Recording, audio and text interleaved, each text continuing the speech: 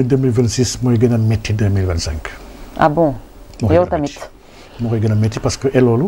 logiquement économiquement 2026 mën na la nekk sax première année de déploiement du PRES du plan de redressement. Donc quand on parle de redressement on parle de difficulté. On compte obtenir 700 et quelques milliards yoo xam ne supplémentaires lii dafay yóbbu le taux de pression fiscale après projection dépassé de 20%. maanaam lii day wane ni kon quand la pression fiscale yokku na à ce niveau-là kon les conditions de vie alors que yokku le pouvoir d'achat des ménages on a des 1% un peu partout les taxes fusent de partout. Donc lii vraiment alors que le pouvoir d'achat n'a pas été indexé par rapport à cette volatilité-là. Donc kon les gens vont perdre du pouvoir d'achat en réalité. Et s'ils perdent du pouvoir d'achat sans une compensation de l'État day wane ni kon dëkk bi dafa nar a gën a métti alors que ñun ba tey les conditions élémentaires de notre économie n'ont pas changé. Ba tey nous sommes dans l'importation de produits, nous sommes très dépendants des cours mondiaux, nous sommes très dépendants des chaînes de valeur mondiales. Donc vraiment ñun 2026 bii dina wax dëgg yàlla du neex comme 2027. ah bon ndax suñu xoolee. waaw séquence nar na metti kon séquence bu ñu andi. ci bëgg wàccee le déficit public. 5,3 bu ko yóbbu à 3% en 2027 ci lu nekkoon presque 12,7. nga war ko wàccee ba 3 bëgg la dette nga bëgg ne dañ koy wàccee yóbbu ko ba 100. yóbbu ko dans les normes communautaires. loolu dafa ànd ak takk biir ak coono. ak coono sooy xool aujourd'hui même en matière infrastructurelle dañu naan sànq y a beaucoup d'infrastructures yi nga xam ne instant yi ñu ngi koy développer lu baax la mais en réalité sooy xool à la base. Infrastructure yooyu ndax am na impact dëgg-dëgg sur la production du Sénégal je dirais infrastructure yi nga xam ne amul impact direct et dëkk su tollee ci niveau yu nekk nii il doit être dans des infrastructures directes yoo xam ne qui doivent joxe ay bouffées d'oxygène à l'économie. Notre économie aujourd'hui n'a pas ces bouffées d'oxygène là c'est une économie bi nga xam ne majoritairement ay capitaux étrangers ñoo ko téye. c'est une économie bi nga xam ne Sénégalais yi téyewuñu ko et lii yàgg na depuis temps tubaab bi la tubaab bi ñoo ko fi defoon tubaab bi soo fàttali ko même bu ñuy andi naar libanais yi fii Sénégal loolu moo ko waraloon il voulait une classe intermédiaire bi nga xam ne qu'on voulait rendre riche. Donc l'économie ba tey n'est pas détenue par les Sénégalais aujourd'hui sooy xool la France waxuma yeneen dëkk yi France kese. Entreprises yoo xam ne ñoo composé indice bi gën a mag bu France muy CAC 40 qui rassemble les 40 entreprises les plus fortes en France plus de 25 de ces entreprises là sont là au Sénégal. Aujourd'hui le PIB du Sénégal sax ñoom seen contribution entreprises françaises yooyu c'est à hauteur de presque un quart du PIB. Donc il y a plus de 300 entreprises françaises qui sont là qui opèrent. Donc ñun les entreprises sénégalaises majoritairement des PME ku si juddu balaa 2 ans dafay dee. li ñu gën a am mooy un secteur informel il n'est pas accompagné ni aidé il y a aucune stratégie qui a été mise en place pour régler le problème informel boobu donc vraiment notre économie. ils détiennent 98%. ah oui notre économie elle va mal loolu mooy la vérité elle va très mal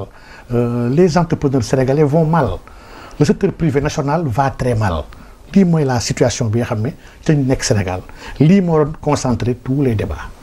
waxtaan geeg yuuxu gi xeex gi yëpp ci fii la doon nekk mais pas ailleurs donc on essaie de politiser le débat public on essaie de judiciariser l'espace public c'est donner de fausses solutions à un vrai problème le vrai problème c'est l'économie du Sénégal. alors que justement sur la question de la dette bi nga wax oui man li mu ci wax dara mënu koo dindi gis naa sax ay tappalekat ci débat naan non saa yi non c'est que loolu moo métti Sénégal moo am ay nit yoo xam ne li ñu jàpp ñoom moom la ñuy wax képp koo waxul ku bon nga ñoom li ñuy wax rek a baax te waxuñu xam-xam ci ay waxi neexalaate la ñu nekk ñun nekkuñ ci neexalaate ce que je dis dara mënu ko gën a leer xam nga soo seetloo la question de la dette cachée pour en revenir conférence de presse bi njëkk bi gouvernement bi def pour wax ñu dette cachée yooyu c'était le 26 septembre 2024 au building.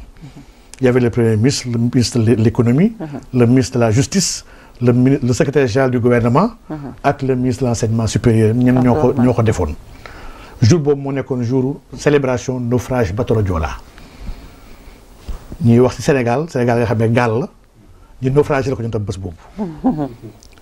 si jotaay boobu on n'a pas parlé de dette cachée le mot dette cachée nekku ci déglu leen ñëpp kenn ku ci nekk le mot dette cachée ne figure pas ci biir waxtaan bi kenn utilisé wu ko ils ont parlé de chiffres au contraire sax li ñu wax dañu leeral ni dafa am ñu sàcc xaalis Sénégal dafa am ñi nga xam ne dañoo leb ci turu Sénégal jël nañ xaalis bi lekk ko lii mooy débat fi la tàmbalee. débat bi nag sémantique wax bi di évoluer ba ñuy excès dette cachée man dans ma première prise de parole j'ai dit que dette cachée am na si dëkk yu bëri parce que man ba tey instant yooyu même dans la logique des engagements hors bilan. Et loolu y en a dans les pays émergents j'ai donné l'exemple ça des pays émergents loolu je l'ai fait à Sénégal 7 j'ai donné l'exemple de la Malaisie de l'Inde de la Chine du Brésil yoo xam ne ñëpp kenn ku ci nekk lan mooy sa part dette cachée et loolu dama jàpp ni loolu c'est ne pas annoncer wala ne pas mettre dans la dette totale de l'État des dettes yoo xam ne qui peuvent être supportées par des structures de l'État et payées par ces structures là loolu am na dëkk yëpp mais débat bi plus muy gën a avancé on se rend compte que ñun on parle pas le même langage ñun suñu décision di wax ci waxu dette cachée mu ne dette cachée mënul nekk ndax li ñuy wax dette cachée ci ay CNO ak des dettes contractées dans le secteur bancaire ma ne loolu mënul caché te ñaar li ma wax nii ba léegi kenn ko dindi benn bi mooy secteur bancaire dafa nekk ci kilifteefu banque centrale amul crédit bu secteur bancaire di defal état wala entreprise lu may boo demee banque centrale mën nga ko gis ma ne kon banque centrale par force yëgoon na kon dette yi moo tax ma ne kon caché wul muy benn ma ne ñaar FMI tamit yëg na ko FMI réeréwul dette cachée ndax FMI banque centrale sax mooy braam au niveau de la surveillance même de l'économie sénégalaise ma ne donc bu dee économie FMI yëg na ko banque centrale yëg na ko suñu ministère des finances yëg nañ dette bi parce que dette bi nee na ñu bëri sénégalais boo laajee dette cachée pour ñoom ay nit la yoo xam ne ñoo jël lépp ci turu Sénégal jël ko def ko seen compte lekk ko loolu lañ jàpp de et lii amul lii laa wax ne amul mu ne dette bi au niveau du ministère mu ngi fa am na service yoo xam ne waxtaanuñu seen biir man maa ngi xool rek y a un rapport de la Cour des comptes bi xam ne moo jiitu sax rapport bi mu def nii ci gouvernance su Macky Sall rapport bi dafa auditer la dette publique sénégalaise ñu ngi ko publié il y a quelques années 2 ou 3 ans donc si rapport boobu da ngay gis ne Sénégal kon dafa dul sax dëkk nakate ndax même état de rapprochement même entre les finances et la trésorerie entre dans la finance même entre la DGCPT le trésorier général la DODP la DDP maanaam dafa mel sax ñoom ils travaillent en silo kenn waxtaanul seen biir kii di woo kee di ko jox ay état kii di ko laaj ay passation ay dette bokkuñ sax ay montant dette même ay problème de comptabilisation dañuy endetté wu sax même les commissions yëpp kii daf koy comptabiliser kee du ko comptabiliser donc day wane carrément que y a une mauvaise gestion de la dette au Sénégal ma wax nag ne mu ne dette bi elle n'est pas cachée au ministère xam na dette yi elle n'est pas cachée à la banque centrale elle n'est pas cachée au FMI kon dette cachée amul léegi kay nañu leeral kay li ñuy wax dette cachée te muy des dettes contractées par des structures wala de l'argent bi xam ne dañ ko jël dugal ci yeneen structure nañu génne liste yi comme ça ñu xam comme ça débat bi jeex lii soxna nee ne bu ñu ko defoon depuis daaw mais kon débat dette cachée du amati duñu yegg si fii duñu si yegg si mais les gens ont entretenu sciemment de manière malsaine un débat sur ay dettes cachées amul ne mu nekk 2 groupes mais ni ñuy xeex 2 groupes yi l'ironie de ce duel mooy ba directrice FMI ñëw toog moom tamit mel ni mère de famille bu gis ñaari xale yuy xeex ñaari doomam mu leen di àtte daal di tuddal kii ne ko misreporting tuddal kële hidden debt kenn ku nekk jubilé effectivement comme des enfants mais ñun FMI kañ la war a nekk suñu référence ñun ba duñu ñun FMI dañoo wax ne c'est un instrument de l'impérialisme c'est un instrument du nouvel ordre mondial liggéeyul pour les États man FMI ay waxam dafa may intéressé wul pourtant ñoom ñuy jubilé seen leader ne woon ne FMI saa yu waxee moom il tremble saa yu FMI ne c'est bien moom il tremble moom ñooñu ñooy jubilé naan waa FMI sax war na kaay wuyu FMI kaw tey kon FMI kon dafa wax dëgg daal tey jii man dama gëm ni la question que nous devions discuter c'était pas qu'il y ait une dette cachée ou pas ñëpp xam nañ ni man ba may wax déjà ni dette bi ci lim samay calcul man que mu ngi à 116% boobu rapport Cour des comptes génnagul boobu j'étais le seul fii bu koy wax dans l'espace public en tout cas man kese maa ko fi waxoon ba may dellu ci Maïmouna il y a quelques semaines boobu FMI génneegul defagul rapport am laa ne Maïmouna ne ko laa FMI dina génnee chiffre te ñu ngi à 130% ba FMI génnee 132% il m'a donné raison ñii di wax ay dette cachée di retaan ñun ñooy gën a xam la mooy dette on a travaillé sur la dette on y travaille ba tey moi je travaille sur la dette des pays de la sous-région dette bi dañ koy gëstu di ko jéem a loqati par des triangulations et par des recoupements yoo xam ne on sait xam nañu baax ni les états na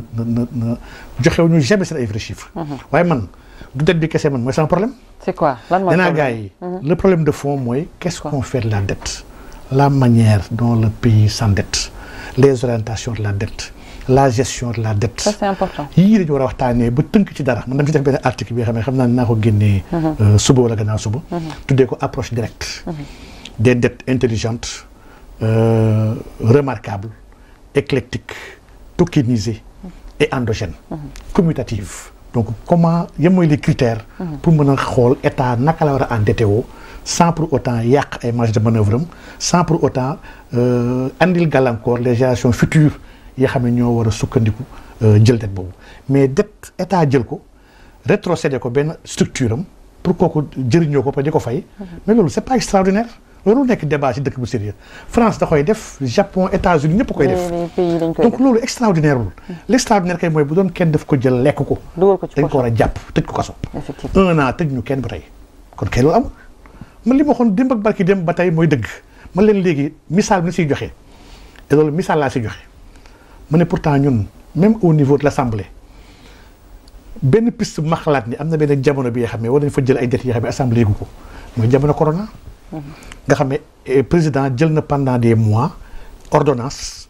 lépp lu muy décider. du ko yóbbu assemblée. muy décider par lui-même convoqué article 77 constitution. ma ne est-ce que kon jamono boobu sax ma ki kon accéléré wala ay dettes yu mu waroon def lii hypothèse que c'est là parce que nous ne sommes pas informés. L'État du Sénégal a refusé de mettre à la disposition des Sénégalais les informations pour mën a clôturer ce débat-là. mais vraiment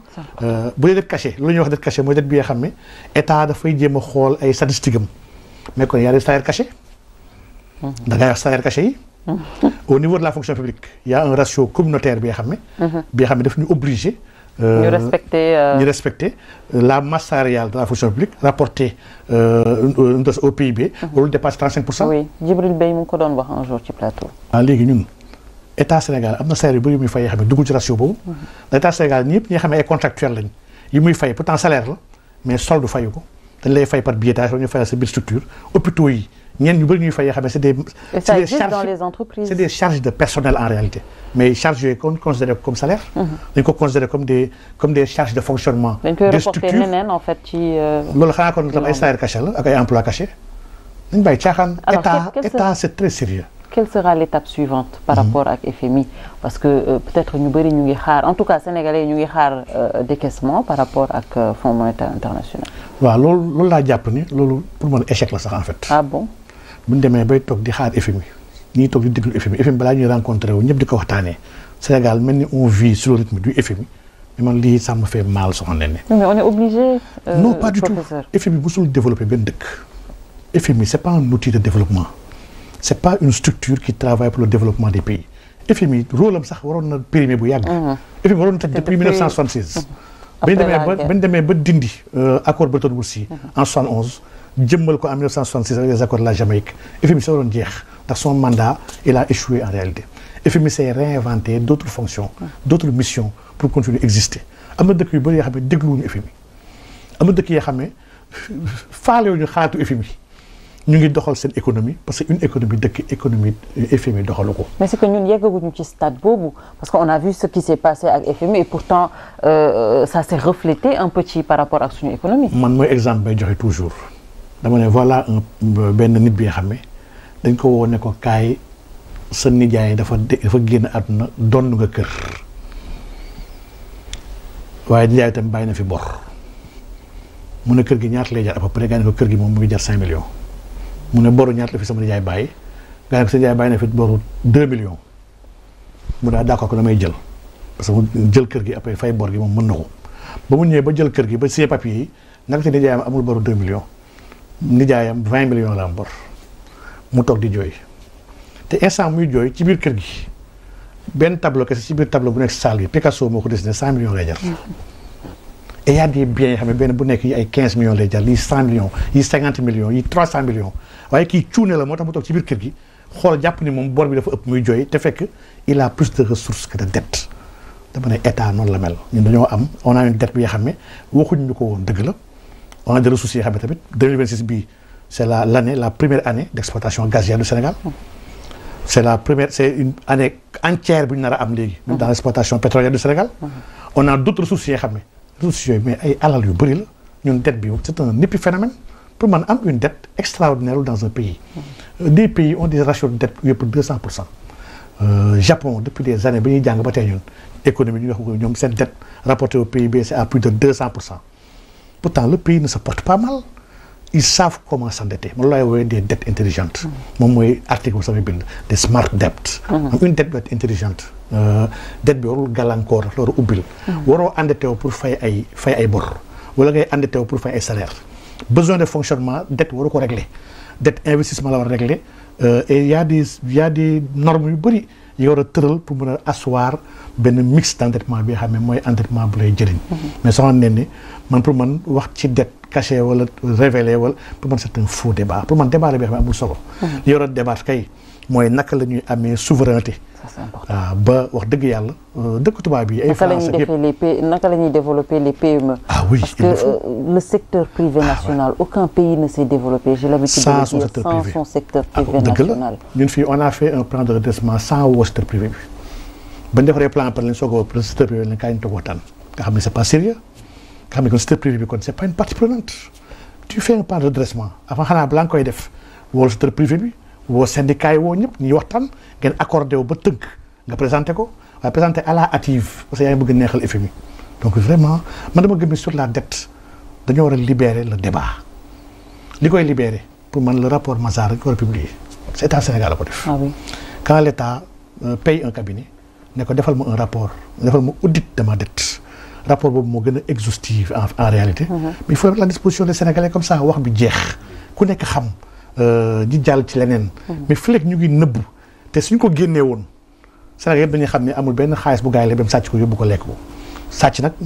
musu fee ñàkk. depuis Senghor ba tey am na ñuy sàcc. te ba tey jii sàcc nga am. corruption mu ngi am ba tey ku dem si tali bi xam ne corruption jugul si dëkk bi maanaam lëndëm ak pexe mais mënul ñàkk mais état Sénégal ni muy fonctionner président de la République sax bu jékki-jékki woon woowaa trésor lañ joxe ma xaalis. mais y a des mécanismes yu clairs mënuñu ko jox xaalis état Sénégal ñi mën a leb sax pour Sénégal bëriwuñ ñaar nit ñu mën a leb pour Sénégal kenn gis le ministre des finances moom mooy leb au nom du FMI ak ñoom Banque mondiale moom mooy signé kenn gis le ministre de l'économie et du plan sur les projets ñu wax les projets ak les garanties les dons nu ta sax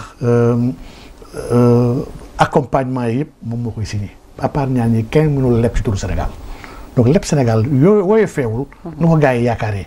donc est ce que ko lebee dafa am fu mu war a jaar donc y a nag des dépenses extra budgétaires yoo xam ne yàgg na fi andi problème Sénégal c'est pas la première fois question Idriss Seck ak Ablaye Wade sax lii la question extra budgétaire yi la woon su Ablaye Wade Ablaye dàq na ministre ndax lii ndax y avait des dépassements budgétaires yoo xam ne qui n'étaient pas autorisés par le Parlement loolu c'est un fait et loolu méritéwul woon débat bu ngand bi vraiment pendant 1 an fekk problème yaa ngi gën a ngand ñii ñu ngi jooy ñii ñu ngi dee gaal gaa ñu ko na dem ba tey. en parlant justement de ces problèmes bëgg nañ yow en tant que acteur politique bien sûr nga revenir si un peu par rapport ak problème